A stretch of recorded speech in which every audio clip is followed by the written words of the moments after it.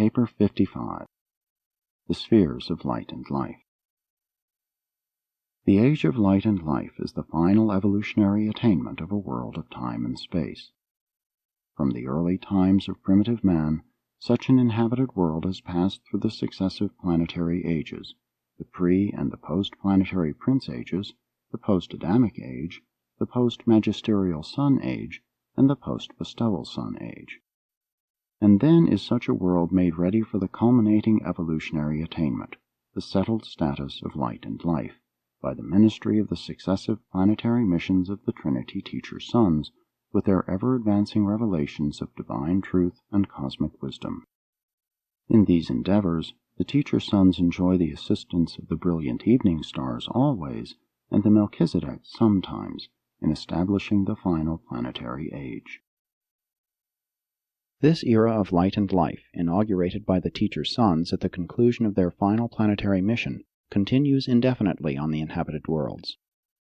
Each advancing stage of settled status may be segregated by the judicial actions of the magisterial sons into a succession of dispensations, but all such judicial actions are purely technical, in no way modifying the course of planetary events.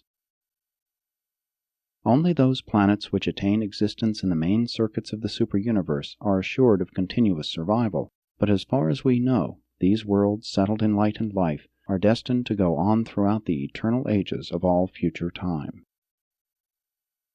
There are 7 stages in the unfoldment of the era of light and life on an evolutionary world, and in this connection it should be noted that the worlds of the spirit-fused mortals evolve along lines identical with those of the adjuster fusion series. These 7 stages of light and life are: 1. The first or planetary stage. 2. The second or system stage. 3. The third or constellation stage. 4. The fourth or local universe stage. 5. The fifth or minor sector stage. 6. The sixth or major sector stage. 7. The 7th or superuniverse stage. At the conclusion of this narrative, these stages of advancing development are described as they relate to the universe organization, but the planetary values of any stage may be attained by any world quite independent of the development of other worlds or of the superplanetary levels of universe administration.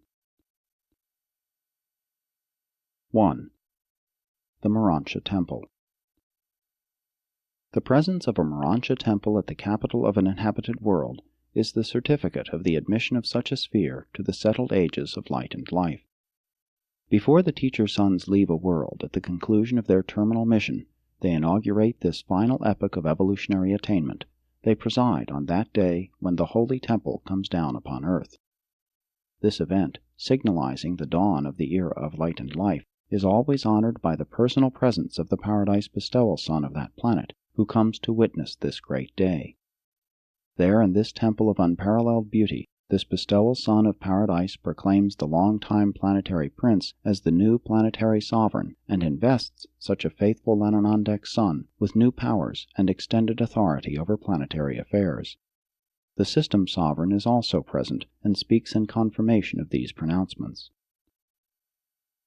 A MORONTIA temple has 3 parts.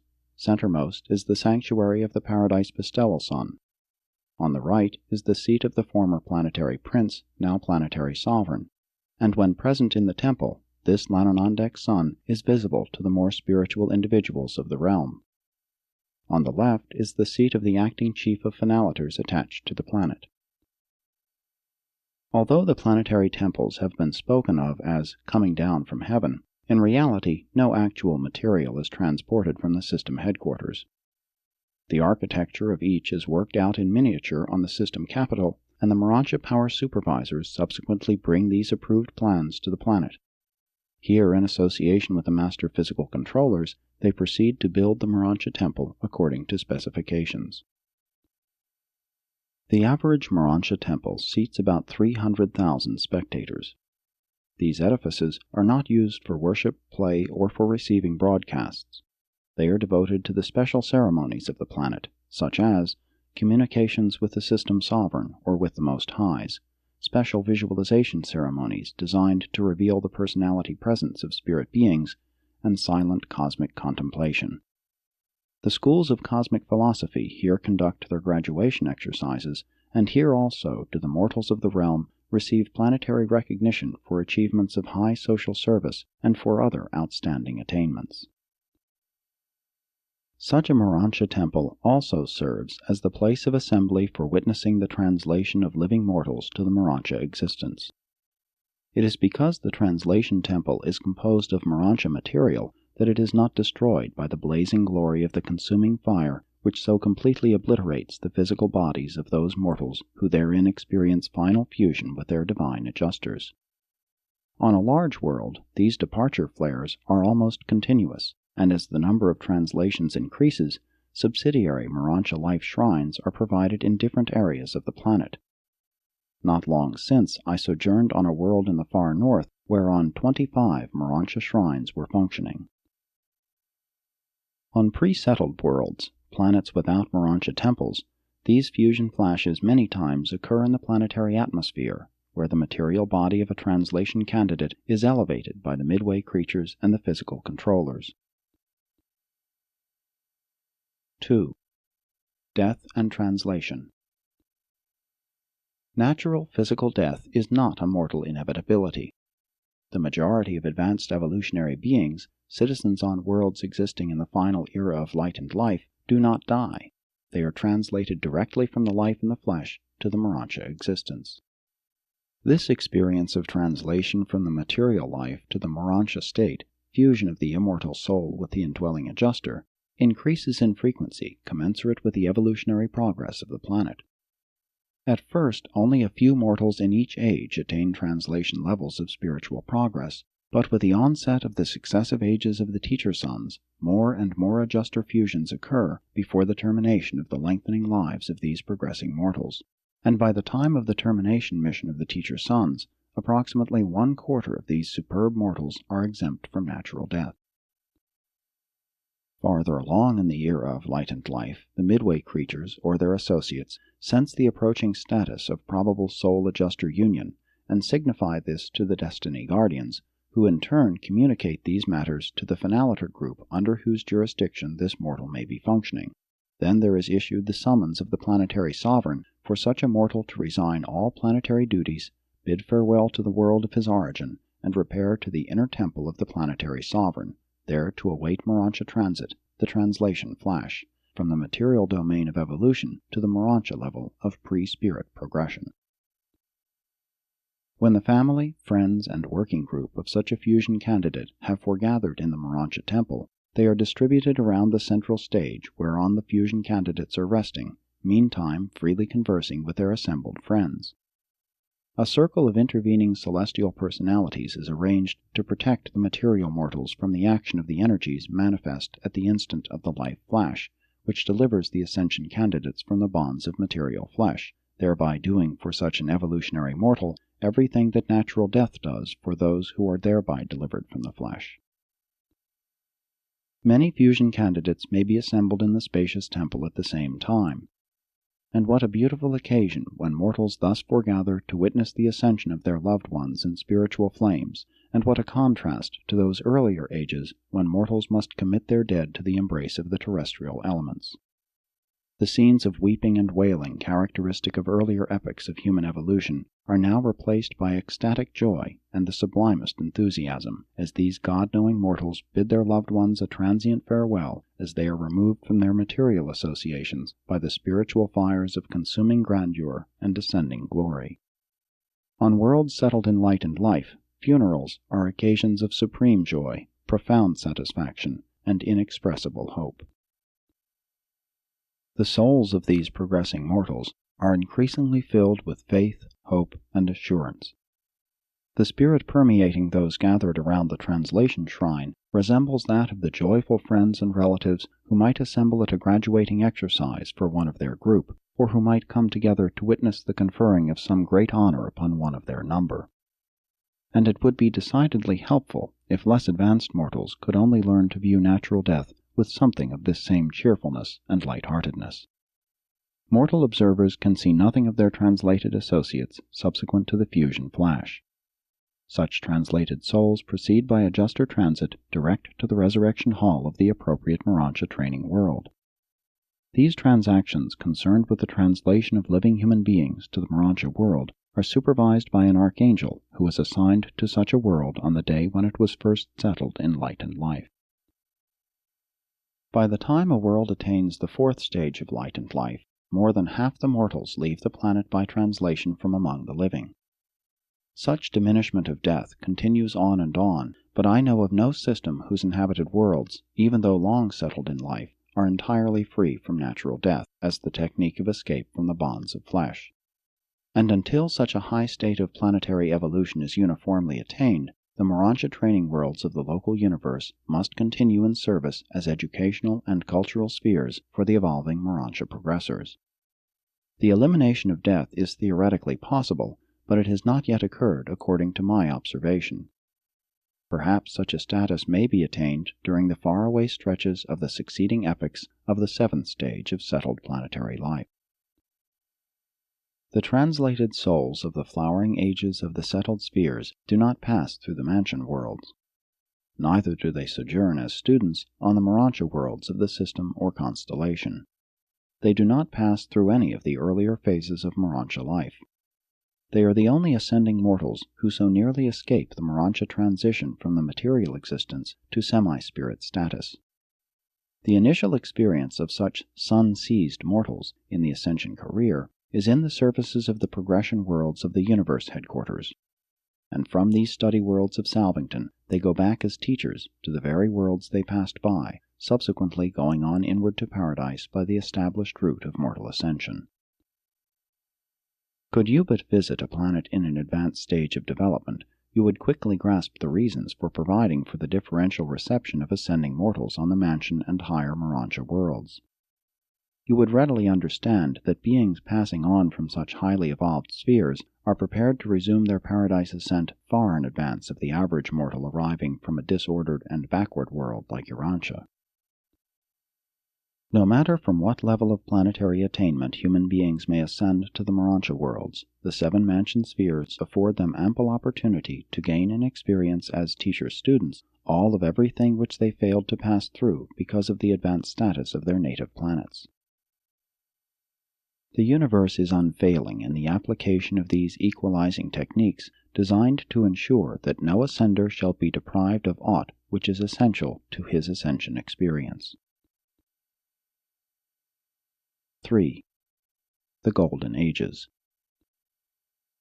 During this age of light and life, the world increasingly prospers under the fatherly rule of the planetary sovereign. By this time, the worlds are progressing under the momentum of one language, one religion, and on normal spheres, one race. But this age is not perfect. These worlds still have well-appointed hospitals, homes for the care of the sick. There still remains the problems of caring for accidental injuries, and the inescapable infirmities attendant upon the decrepitude of old age and the disorders of senility. Disease has not been entirely vanquished, neither have the earth animals been subdued in perfection. But such worlds are like paradise in comparison with the early times of primitive man during the pre-planetary Prince Age. You would instinctively describe such a realm, could you be suddenly transported to a planet in this stage of development, as heaven on earth. Human government in the conduct of material affairs continues to function throughout this age of relative progress and perfection. The public activities of a world in the first stage of light and life which I recently visited were financed by the tithing technique. Every adult worker, and all able-bodied citizens worked at something, paid 10% of his income or increase to the public treasury, and it was dispersed as follows. 1. 3% was expended in the promotion of truth, science, education, and philosophy. 2. 3% was devoted to beauty, play, social leisure, and art. 3. 3% was dedicated to goodness, social service, altruism, and religion. 4. 1% was assigned to the insurance reserves against the risk of incapacity for labor resultant from accident, disease, old age, or unpreventable disasters. The natural resources of this planet were administered as social possessions, community property. On this world, the highest honor conferred upon a citizen was the Order of Supreme Service, being the only degree of recognition ever to be granted in the Morontia Temple. This recognition was bestowed upon those who had long distinguished themselves in some phase of supermaterial discovery or planetary social service. The majority of social and administrative posts were jointly held by men and women. Most of the teaching was also done jointly. Likewise, all judicial trusts were discharged by similar associated couples. On these superb worlds, the childbearing period is not greatly prolonged. It is not best for too many years to intervene between the ages of a family of children. When close together in age, children are able to contribute much more to their mutual training. And on these worlds they are magnificently trained by the competitive systems of keen striving in the advanced domains and divisions of diverse achievement in the mastery of truth, beauty, and goodness. Never fear but that even such glorified spheres present plenty of evil, real and potential, which is stimulative of the choosing between truth and error, good and evil, sin and righteousness. Nevertheless, there is a certain inevitable penalty attaching to mortal existence on such advanced evolutionary planets. When a settled world progresses beyond the third stage of light and life, all ascenders are destined, before attaining the minor sector, to receive some sort of transient assignment on a planet passing through the earlier stages of evolution. Each of these successive ages represents advancing achievements in all phases of planetary attainment. In the initial age of light, the revelation of truth was enlarged to embrace the workings of the universe of universes, while the deity study of the second age is the attempt to master the protean concept of the nature, mission, ministry, associations, origin, and destiny of the Creator's sons, the first level of God the Sevenfold. A planet the size of Urantia, when fairly well settled, would have about 100 sub-administrative centers. These subordinate centers would be presided over by one of the following groups of qualified administrators. 1. Young material sons and daughters brought from the system headquarters to act as assistants to the ruling Adam and Eve. 2. The progeny of the semi-mortal staff of the planetary prince who were procreated on certain worlds for this and other similar responsibilities. 3. The direct planetary progeny of Adam and Eve. 4. Materialized and humanized midway creatures. 5. Mortals of adjuster fusion status who, upon their own petition, are temporarily exempted from translation by the order of the personalized adjuster of universe chieftainship in order that they may continue on the planet in certain important administrative posts. 6. Specially trained mortals of the planetary schools of administration who have also received the Order of Supreme Service of the Morontia Temple. 7. Certain elective commissions of 3 properly qualified citizens who are sometimes chosen by the citizenry by direction of the planetary sovereign in accordance with their special ability to accomplish some definite task which is needful in that particular planetary sector. The great handicap confronting Urantia in the matter of attaining the high planetary destiny of light and life is embraced in the problems of disease, degeneracy, war, multicolored races, and multilingualism. No evolutionary world can hope to progress beyond the first stage of settledness and light until it has achieved one language, one religion, and one philosophy. Being of one race greatly facilitates such achievement, but the many peoples of Urantia do not preclude the attainment of higher stages. 4. Administrative readjustments. In the successive stages of settled existence, the inhabited worlds make marvelous progress under the wise and sympathetic administration of the volunteer corps of the finality, ascenders of paradise attainment who have come back to minister to their brethren in the flesh. These finalators are active in cooperation with the Trinity Teacher Sons, but they do not begin their real participation in world affairs until the Morontia Temple appears on Earth.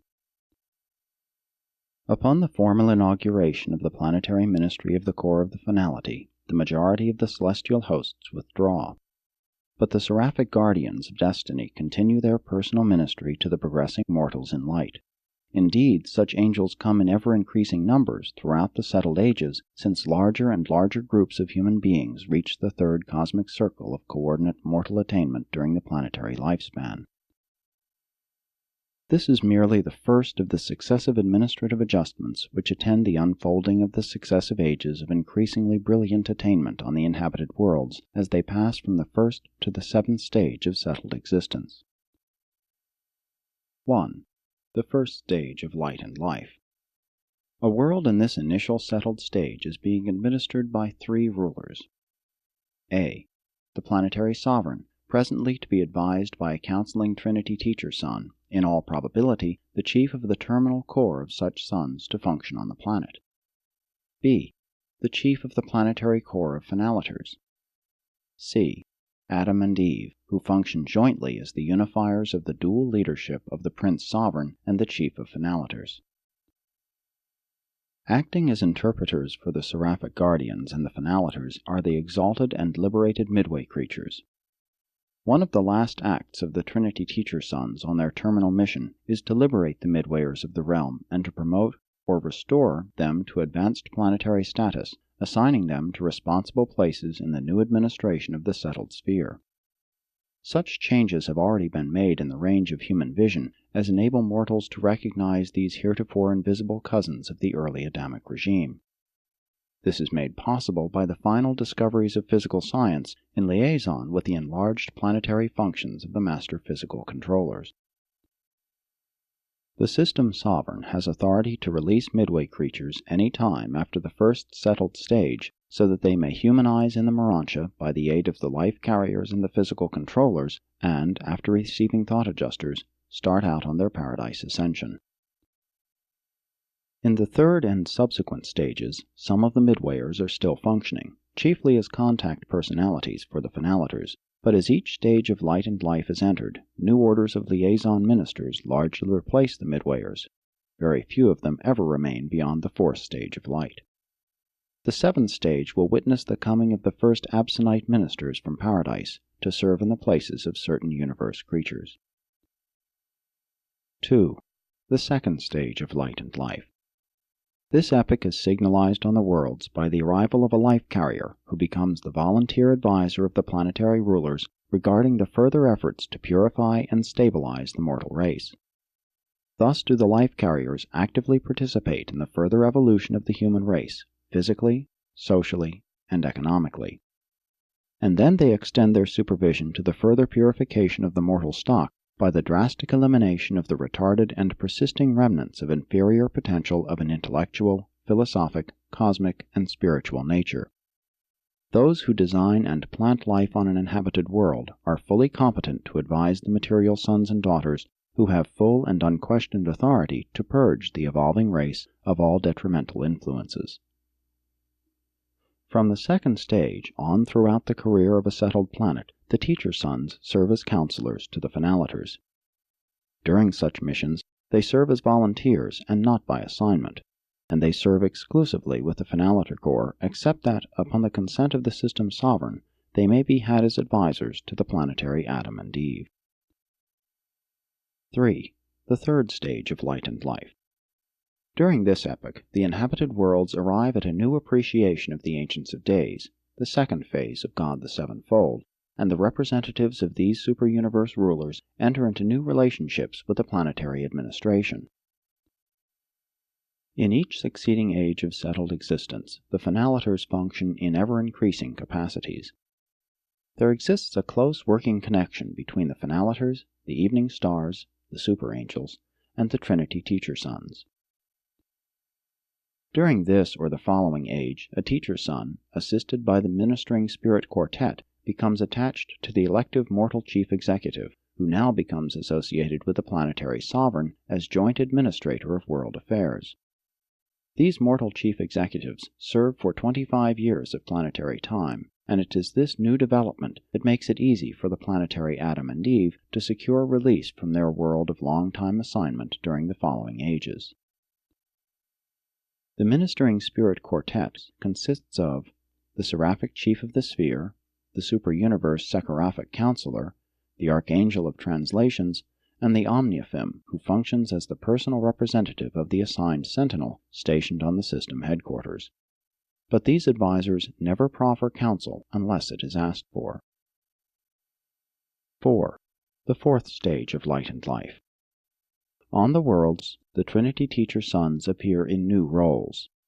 Assisted by the creature Trinitized Sons so long associated with their order, they now come to the worlds as volunteer counselors and advisors to the planetary sovereign and his associates. Such couples, Paradise Havona Trinitized Sons and Ascender Trinitized Sons, represent differing universe viewpoints and diverse personal experiences which are highly serviceable to the planetary rulers. At any time after this age, the planetary Adam and Eve can petition the Sovereign Creator Son for release from planetary duties in order to begin their paradise ascent, or they can remain on the planet as directors of the newly appearing order of increasingly spiritual society, composed of advanced mortals striving to comprehend the philosophic teachings of the Finaliters portrayed by the brilliant evening stars, who are now assigned to these worlds to collaborate in pairs with the Seconophim from the headquarters of the Superuniverse. The Finaliters are chiefly engaged in initiating the new and supermaterial activities of society: social, cultural, philosophic, cosmic, and spiritual. As far as we can discern, they will continue this ministry far into the seventh epoch of evolutionary stability, when, possibly, they may go forth to minister in outer space, whereupon we conjecture their places may be taken by Apsonite beings from Paradise. 5. The fifth stage of light and life. The readjustments of this stage of settled existence pertain almost entirely to the physical domains and are of primary concern to the master physical controllers. 6. The sixth stage of light and life witnesses the development of new functions of the mind circuits of the realm. Cosmic wisdom seems to become constitutive in the universe ministry of mind. 7. The seventh stage of light and life. Early in the seventh epoch, the Trinity Teacher Counselor of the Planetary Sovereign is joined by a volunteer advisor sent by the Ancients of Days, and later on they will be augmented by a third counselor coming from the Superuniverse Supreme Executive. During this epoch, if not before, Adam and Eve are always relieved of planetary duties. If there is a material son in the Finaliter Corps, he may become associated with the mortal Chief Executive, and sometimes it is a Melchizedek who volunteers to function in this capacity. If a Midwayer is among the Finaliters, all of that order remaining on the planet are immediately released. Upon obtaining release from their age-long assignment, a planetary Adam and Eve may select careers as follows. 1. They can secure planetary release, and from the universe headquarters start out immediately on the Paradise career, receiving thought adjusters at the conclusion of the Morontia experience. 2. Very often a planetary Adam and Eve will receive adjusters while yet serving on a world settled in light, concomitant with the receiving of adjusters by some of their imported pure-line children who have volunteered for a term of planetary service. Subsequently, they may all go to universe headquarters and there begin the Paradise career. 3. A planetary Adam and Eve may elect, as do material sons and daughters from the system capital, to go direct to the Midsonite world for a brief sojourn, there to receive their adjusters. 4. They may decide to return to the system headquarters, there for a time to occupy seats on the Supreme Court, after which service they will receive adjusters and begin the Paradise ascent. 5.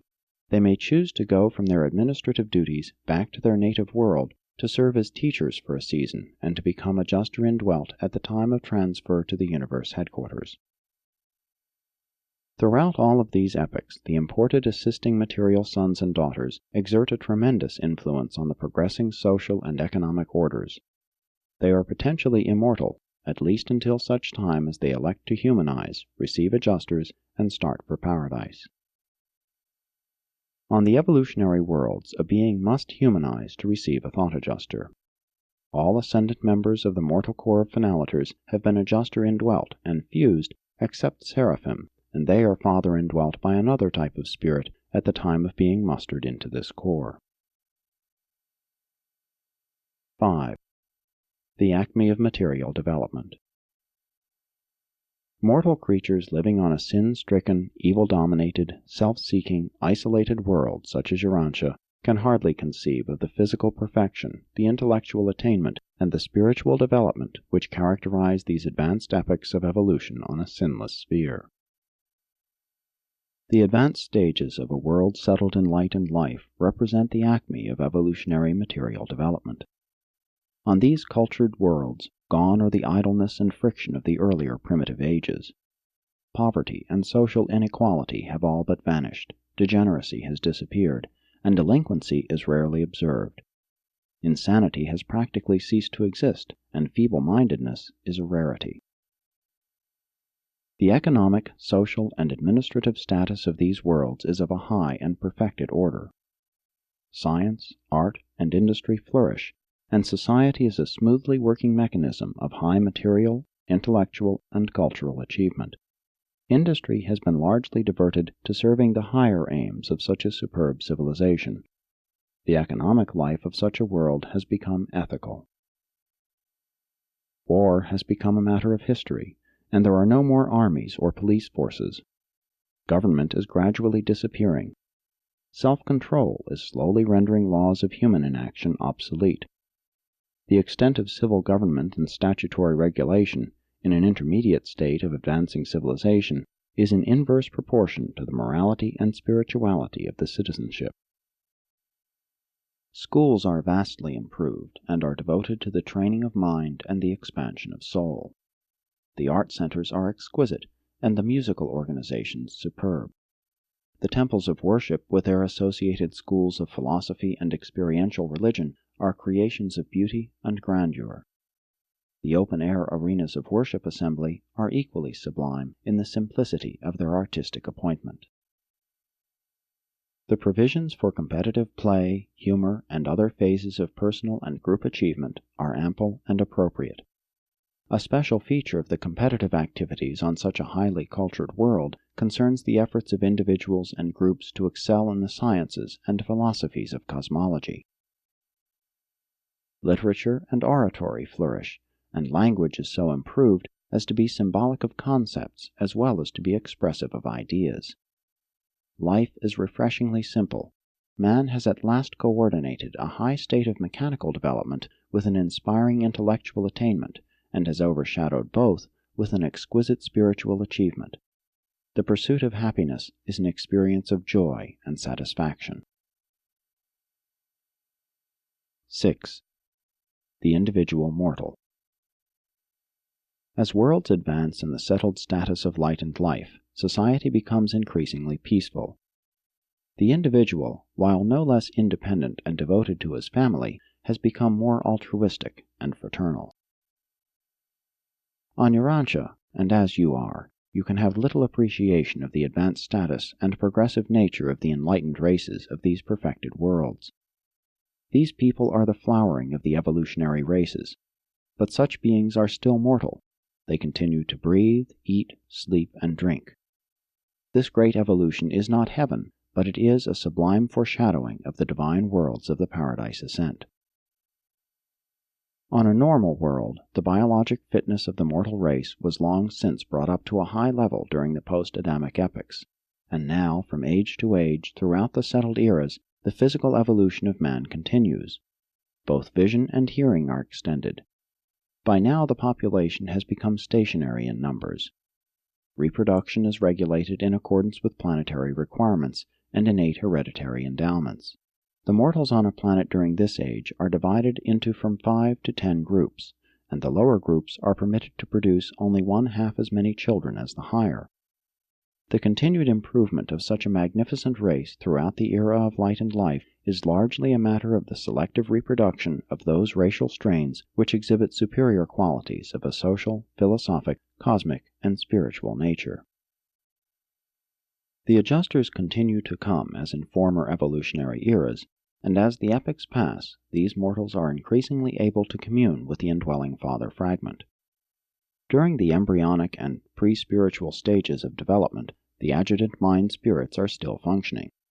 The Holy Spirit and the ministry of angels are even more effective as the successive epochs of settled life are experienced.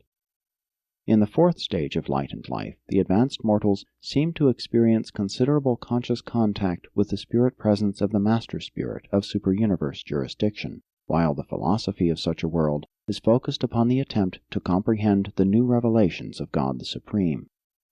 More than one-half of the human inhabitants on planets of this advanced status experience translation to the Morontia state from among the living. Even so, old things are passing away. Behold, all things are becoming new. We conceive that physical evolution will have attained its full development by the end of the fifth epoch of the light and life era. We observe that the upper limits of spiritual development associated with evolving human mind are determined by the adjuster fusion level of conjoint Morontia values and cosmic meanings. But concerning wisdom, while we do not really know, we conjecture that there never can be a limit to intellectual evolution and the attainment of wisdom. On a seventh-stage world, wisdom can exhaust the material potentials, enter upon mota insight, and eventually even taste of absonite grandeur. We observe that on these highly evolved and long seventh-stage worlds, human beings fully learn the local universe language before they are translated. And I have visited a few very old planets where Abundantes were teaching the older mortals the tongue of the superuniverse. And on these worlds I have observed the technique whereby the absonite personalities reveal the presence of the Finaliters in the Morontia temple. This is the story of the magnificent goal of mortal striving on the evolutionary worlds, and it all takes place even before human beings enter upon their Morontia careers.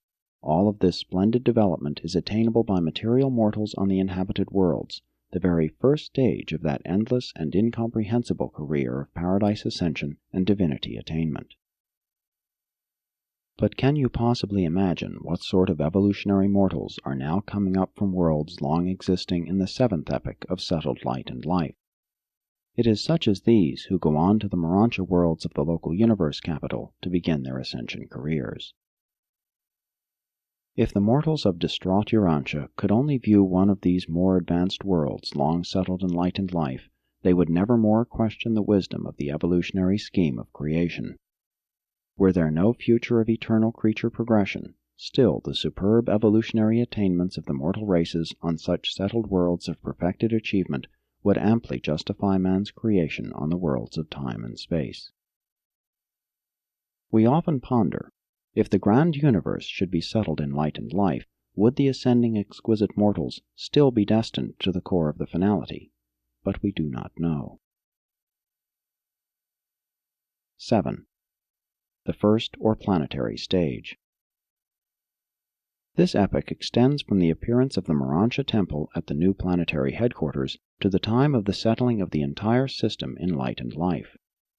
This age is inaugurated by the Trinity Teacher Sons at the close of their successive world missions, when the planetary prince is elevated to the status of planetary sovereign by the mandate and personal presence of the Paradise Bestowal Son of that sphere. Concomitant therewith, the Finaliters inaugurate their active participation in planetary affairs. To outward and visible appearances, the actual rulers, or directors of such a world settled in light and life, are the material son and daughter, the planetary Adam and Eve. The Finaliters are invisible, as also is the Prince Sovereign, except when in the Morontia temple. The actual and literal heads of the planetary regime are therefore the material son and daughter. It is the knowledge of these arrangements that has given prestige to the idea of kings and queens throughout the universe realms. And kings and queens are a great success under these ideal circumstances, when a world can command such high personalities to act in behalf of still higher but invisible rulers. When such an era is attained on your world, no doubt Makhaventa Melchizedek, now the vicegerent planetary prince of Urantia, will occupy the seat of the planetary sovereign, and it has long been conjectured on Jerusalem that he will be accompanied by a son and daughter of the Urantia Adam and Eve, who are now held on Edentia as wards of the Most Highs of Norlatiadek. These children of Adam might so serve on Urantia in association with the Melchizedek sovereign, since they were deprived of procreative powers almost 37,000 years ago, at the time they gave up their material bodies on Urantia in preparation for transit to Edentia. This settled age continues on and on until every inhabited planet in the system attains the era of stabilization, and then, when the youngest world, the last to achieve light and life, has experienced such settledness for 1 millennium of system time, the entire system enters the stabilized status, and the individual worlds are ushered into the system epoch of the era of light and life. 8. The second, or system stage. When an entire system becomes settled in life, a new order of government is inaugurated. The planetary sovereigns become members of the system conclave, and this new administrative body, subject to the veto of the constellation fathers, is supreme in authority. Such a system of inhabited worlds becomes virtually self-governing. The system legislative assembly is constituted on the headquarters world, and each planet sends its 10 representatives thereto. Courts are now established on the system capitals, and only appeals are taken to the universe headquarters. With the settling of the system, the assigned sentinel, representative of the superuniverse supreme executive, becomes the volunteer advisor to the system Supreme Court and actual presiding officer of the new legislative assembly. After the settling of an entire system in light and life, the system sovereigns will no more come and go. Such a sovereign remains perpetually at the head of his system. The assistant sovereigns continue to change as in former ages. During this epoch of stabilization, for the first time, Midsoniters come from the universe headquarters worlds of their sojourn to act as counselors to the legislative assemblies and advisors to the adjudicational tribunals. These Midsoniters also carry on certain efforts to inculcate new mota meanings of supreme value into the teaching enterprises which they sponsor jointly with the Finaliters. What the material sons did for the mortal races biologically, the Midsonite creatures now do for these unified and glorified humans in the ever-advancing realms of philosophy and spiritualized thinking. On the inhabited worlds, the teacher's sons become voluntary collaborators with the Finaliters, and these same teacher's sons also accompany the Finaliters to the mansion worlds when those spheres are no longer to be utilized as differential receiving worlds after an entire system is settled in light and life. At least this is true by the time the entire constellation has thus evolved. But there are no groups that far advanced in Nebadon. We are not permitted to reveal the nature of the work of the Finaliters who will supervise such rededicated mansion worlds. You have, however, been informed that there are throughout the universes various types of intelligent creatures who have not been portrayed in these narratives. And now, as the systems one by one become settled in light by virtue of the progress of their component worlds, the time comes when the last system in a given constellation attains stabilization, and the universe administrators, the Master Sun, the Union of Days, and the Bright and Morning Star arrive on the capital of the constellation to proclaim the Most Highs the unqualified rulers of the newly perfected family of 100 settled systems of inhabited worlds. 9. The third, or constellation stage. The unification of a whole constellation of settled systems is attended by new distributions of executive authority and additional readjustments of universe administration.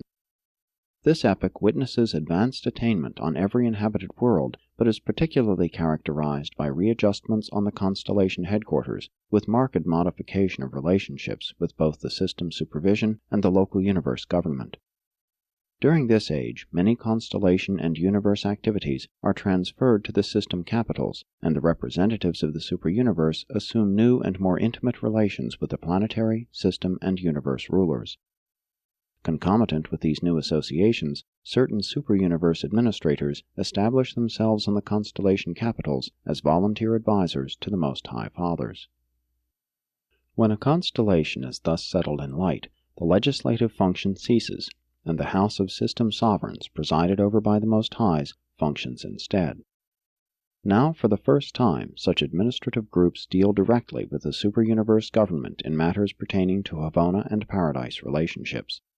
Otherwise, the constellation remains related to the local universe as before.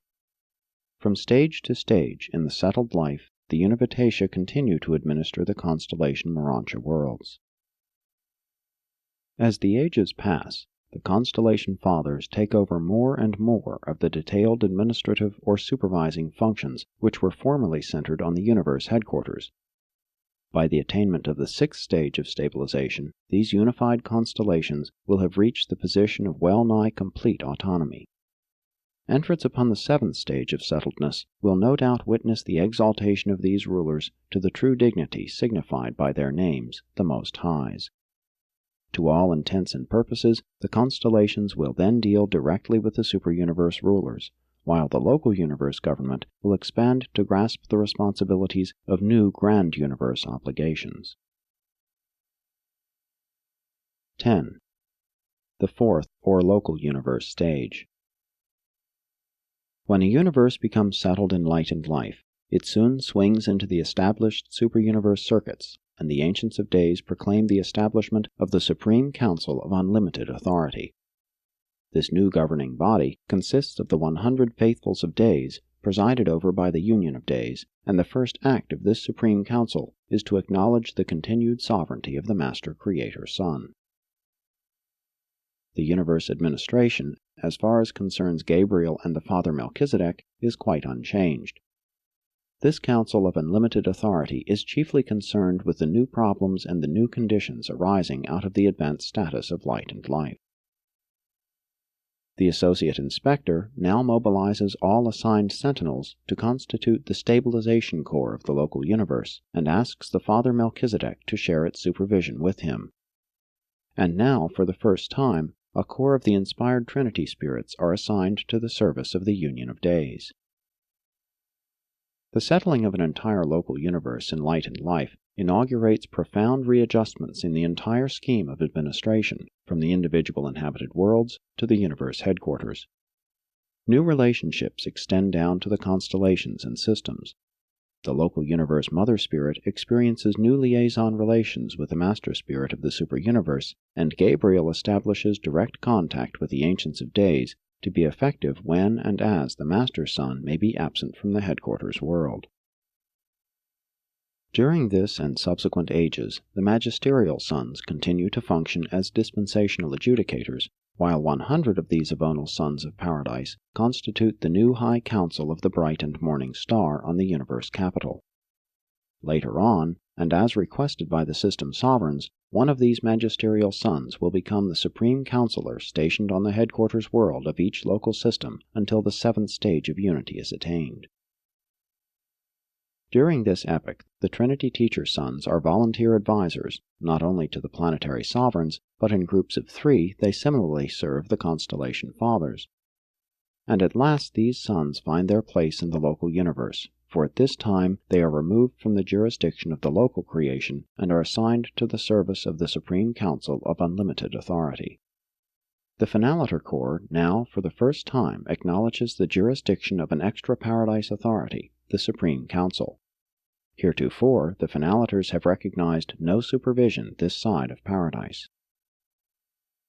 The Creator Sons of such settled universes spend much of their time on paradise and its associated worlds, and in counseling the numerous Finaliter groups serving throughout the local creation. In this way, the man of Michael will find a fuller fraternity of association with the glorified Finaliter mortals. Speculation concerning the function of these Creator Sons in connection with the outer universes now in process of preliminary assembly is wholly futile, but we all engage in such postulations from time to time. On attaining this 4th stage of development, the Creator Sun becomes administratively free. The Divine Minister is progressively blending her ministry with that of the Super-Universe Master Spirit and the Infinite Spirit. There seems to be evolving a new and sublime relationship between the Creator Sun, the Creative Spirit, the Evening Stars, the Teacher Sons, and the ever-increasing Finaliter Corps.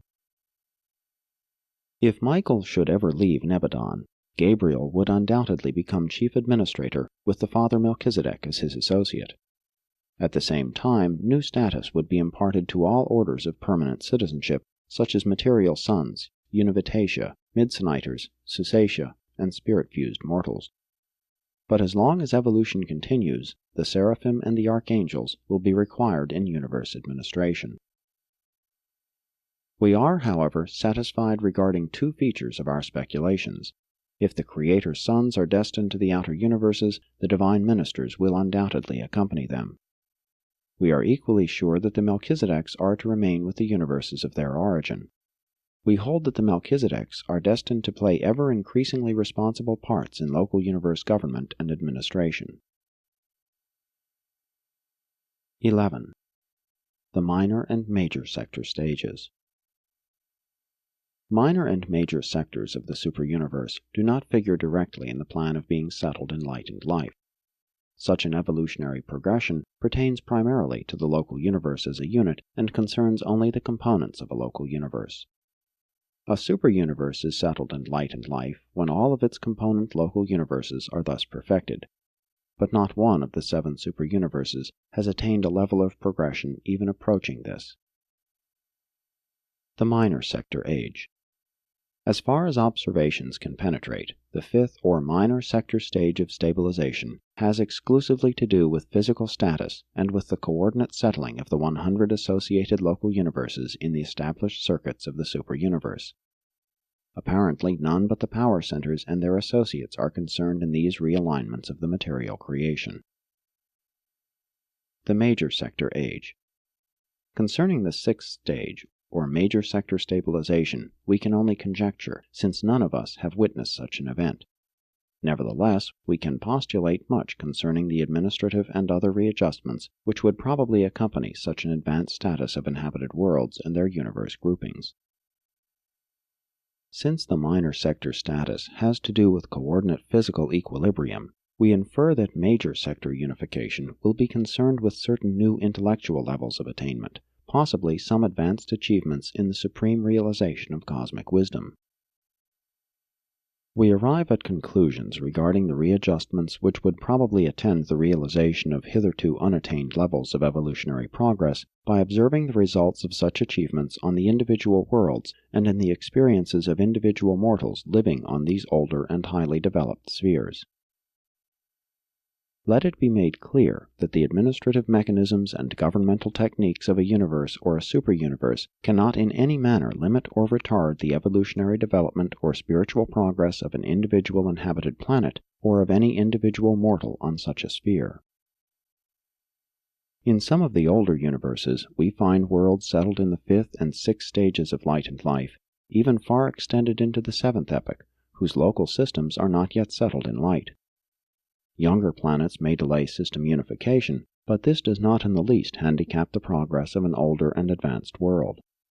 Neither can environmental limitations, even on an isolated world, thwart the personal attainment of the individual mortal. Jesus of Nazareth, as a man among men, personally achieved the status of light and life over 1900 years ago on Urantia. It is by observing what takes place on long-settled worlds that we arrive at fairly reliable conclusions as to what will happen when a whole superuniverse is settled in light, even if we cannot safely postulate the event of the stabilization of the 7 superuniverses. 12. The 7th or superuniverse stage. We cannot positively forecast what would occur when a superuniverse became settled in light because such an event has never factualized. From the teachings of the Melchizedeks, which have never been contradicted, we infer that sweeping changes would be made in the entire organization and administration of every unit of the creations of time and space, extending from the inhabited worlds to the superuniverse headquarters. It is generally believed that large numbers of the otherwise unattached creature trinitized suns are to be assembled on the headquarters and divisional capitals of the settled superuniverses.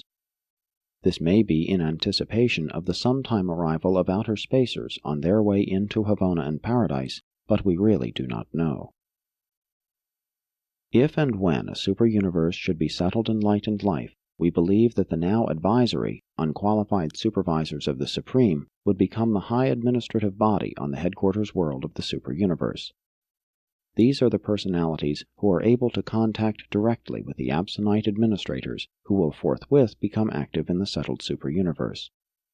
Although these unqualified supervisors have long functioned as advisors and counselors in advanced evolutionary units of creation, they do not assume administrative responsibilities until the authority of the Supreme Being becomes sovereign. The unqualified supervisors of the Supreme, who function more extensively during this epoch, are not finite, absolute, ultimate, or infinite. They are supremacy, and only represent God the Supreme. They are the personalization of time-space supremacy, and therefore do not function in Havona. They function only as supreme unifiers. They may possibly be involved in the technique of universe reflectivity, but we are not certain. None of us entertains a satisfactory concept of what will happen when the grand universe, the 7 superuniverses as dependent on Havona, becomes entirely settled in light and life. That event will undoubtedly be the most profound occurrence in the annals of eternity since the appearance of the central universe. There are those who hold that the Supreme Being himself will emerge from the Havona mystery enshrouding his spirit person and will become residential on the headquarters of the 7th superuniverse as the almighty and experiential sovereign of the perfected creations of time and space. But we really do not know. Presented by a mighty messenger temporarily assigned to the Archangel Council on Urantia.